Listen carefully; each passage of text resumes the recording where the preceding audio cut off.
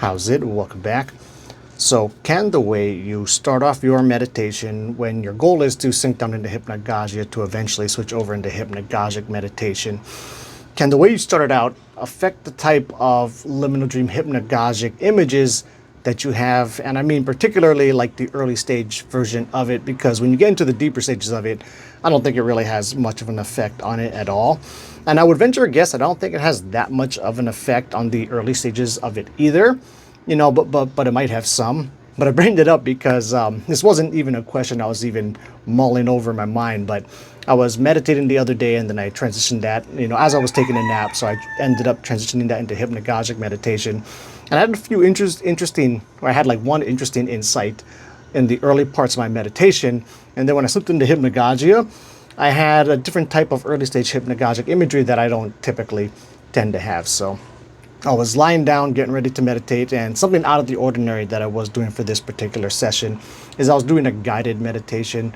Most of the time I prefer just silence and earplugs, but it's been a while since I used Sam Harris's Waking Up app, so I figured I would pop, you know, that daily meditation on, whatever it happened to be for that day, and roll with that. And so as I was going through it, and this brings up another interesting point about doing guided meditations also is, you know, I might hear something that I've heard many times before for years by this point, but for whatever reason, it just hits a little bit different. So in this guided meditation, Sam Harris was essentially talking about how consciousness and awareness precedes everything else. So like all these feeling, thoughts, and emotions, you know, take place inside of the awareness, and it's not the other way around. Like, you know, say you have these thoughts and feelings going on, then your awareness can kind of just peek in there to see it when it is aware. So Sam was talking about the idea that, you know, the awareness is the backdrop, and then these different thoughts and feelings pop in there. And that was kind of neat. I mean, I don't really know how to explain and tell you how it hit me a little different, but just as I was there and I was feeling kind of tired, right? I was lying down to take a nap. Just when he commented on it that like the awareness precedes even sleepiness, it just really seemed to click in my head in this particular moment. And then it wasn't immediately following that, but, you know, not too long after that, as I started to sink down deeper into stage one of sleep, I saw some really early stages of the early hypnagogia coming on, where there was like a center point, kind of could see some lines moving around and stuff like that.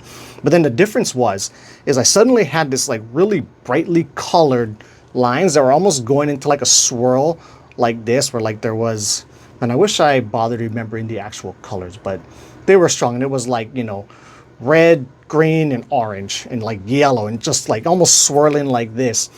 And it caught my attention because typically I don't see that strong a color, right? And so, yeah, it caught my attention. It did end up changing up after that, eventually progressed into just the real type of imagery that I typically see, where there was like this tree that I saw, and I saw like a vehicle or a truck moving in front of it. And the early stage imagery that I was getting, it wasn't intensely color. Like there was some vague hints of color that I kind of just knew and sensed to be there, but it was a lot duller as opposed to the really bright colors I saw swirling in the beginning of it. So, yeah, just a cool little thing I thought I would bring up.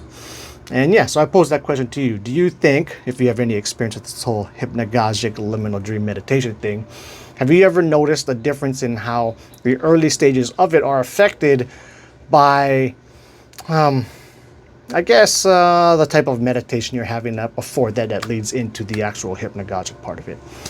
Probably phrased that terribly. I don't know if this makes any sense, but anyway, if you want more clarification, let me know.